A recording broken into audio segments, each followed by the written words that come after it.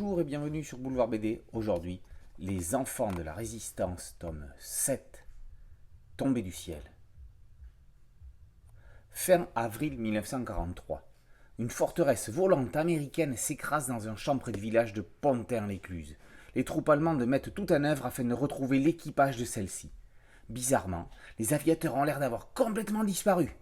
Nos trois amis du réseau Lynx vont mener leur enquête, partant à la recherche des disparus. Lorsqu'ils localisent enfin les aviateurs, soignés et cachés par les habitants du village, nos amis Eusèbe, François et Lisa vont mettre en œuvre tous les moyens afin qu'ils puissent regagner l'Angleterre pour continuer le combat.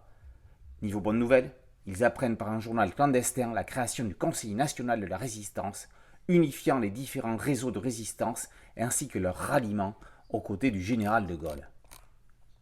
Benoît Hers et Vincent Dugommier ont réussi le pari de nous proposer une série abordant le thème de la Seconde Guerre mondiale vue au travers du regard de ces jeunes ados.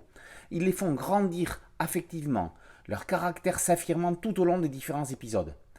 S'adressant à un large panel de lecteurs, ils font non seulement de cette série un parfait support pédagogique, mais aussi un projet de devoir de mémoire. Récompensée par de nombreux prix, cette série a séduit jusqu'à présent plus de 500 000 lecteurs. Et pour poursuivre l'aventure des enfants de la Résistance, un podcast a été créé par les éditions du Lombard.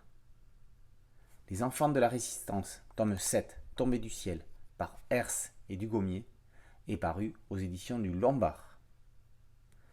Merci à mon ami Alain Aubruge pour sa chronique.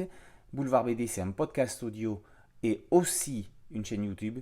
N'oubliez pas de cliquer, de vous abonner et d'activer la petite cloche de notification. A très bientôt, ciao.